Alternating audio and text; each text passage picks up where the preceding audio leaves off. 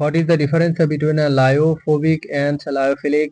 লায়োফোবিক এবং লাইফিলিক কলয়েডের মধ্যে মূল পার্থক্য হলো লাইফোবিক কলয়েডের কণাগুলোর বিস্তার মাধ্যমের সাথে কম আকর্ষণ থাকে, তাই এগুলো সহজে জমাট বাঁধে বা বিচ্ছিন্ন হয়। অন্যদিকে লাইফিলিক কলয়েডের কণাগুলো বিস্তার মাধ্যমের সাথে বেশি বেশি আকর্ষণ রাখে, যার কারণে এগুলো স্থিতিশীল থাকে এবং সহজে বিচ্ছিন্ন হয় না। The main difference between lyophobic and lyophilic colloids is that lyophobic particles have less attraction to the dispersion medium, making them prone to coagulation or separation, whereas lyophilic particles have a stronger attraction to the medium,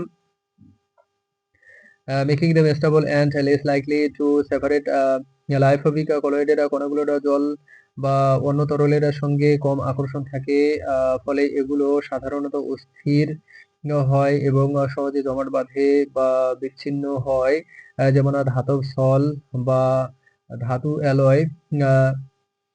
Lyophobic colloid particles have minimal attraction to water or other liquids, making them generally unstable and prone to coagulation or separation, such as metal salts or metal alloys. অন্যদিকে লায়োফিলিক কলয়েডের কণাগুলো বিস্তার মাধ্যমের সঙ্গে খুব বেশি আকর্ষণ করে, যার ফলে এগুলো অস্থিরতা কম হয় এবং স্বতঃস্ফূর্তভাবে স্থিতিশীল থাকে, যেমন প্রোটিন বা কিছু জৈব দ্রবণ। In contrast, lyophilic colloids particles have a high affinity for the dispersion medium, leading to high stability and spontaneous dispersion, such as the proteins or some organic solution. লায়োফোবিক কলয়েডের কণাগুলোর জন্য সাধারণত অতিরিক্ত স্টেবিলাইজার বা বিকল্পের প্রয়োজন হয় যাতে এগুলো স্থিতিশীল থাকে, কারণ তারা সহজে জমাট বাঁধতে পারে। Lyophobic colloids typically require additional stabilizer or emulsifier to remain stable because they tend to coagulate or separate easily. অন্যদিকে লায়োফিলিক কলয়েডের কণাগুলো স্বাভাবিকভাবে স্থিতিশীল হয় কারণ তাদের বিস্তার মাধ্যমের সাথে খুব ভালো সম্পর্ক থাকে এবং তারা সাধারণত অস্থিরতা প্রয়োজন হয় না। লায়োফিলিক colloids are naturally stable because of their strong affinity with the dispersion medium and usually do not acquire stabiliser. উদাহরণ হিসেবে জৈব দ্রবণ যেমন প্রোটিন, গ্লুকোজ বা এমিনো অ্যাসিড লায়োফিলিক, কারণ এগুলো বিস্তার মাধ্যমের সঙ্গে খুব বেশি আকর্ষণ থাকে। Examples include biological solutions such as the proteins, glucose or amino acids which are lyophilic because they have a strong attraction to the dispersing medium. অপরদিকে ধাতব সল বা ধাতব অ্যালয় যেমন সেলেনিয়াম বা সোনা সল এগুলো লায়োফোবিক কারণ এই ধরনের কণাগুলোর বিস্তার মাধ্যমের সঙ্গে কম আকর্ষণ থাকে।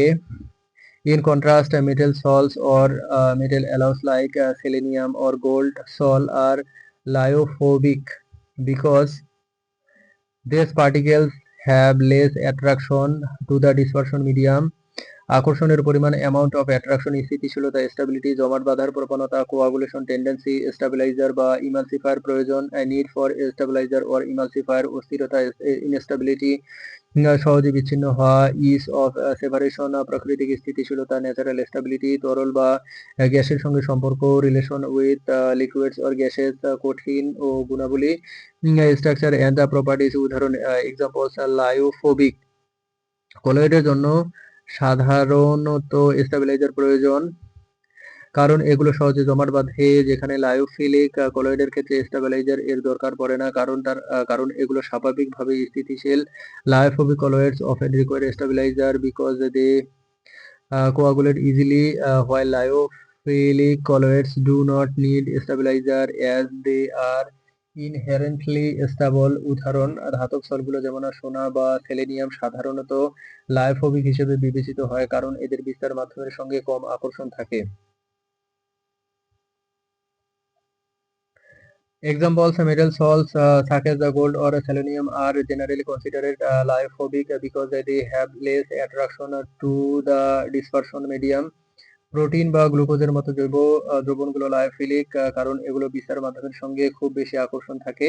Biological solutions like proteins or glucose are lyophilic because they have a strong affinity for dispersion medium.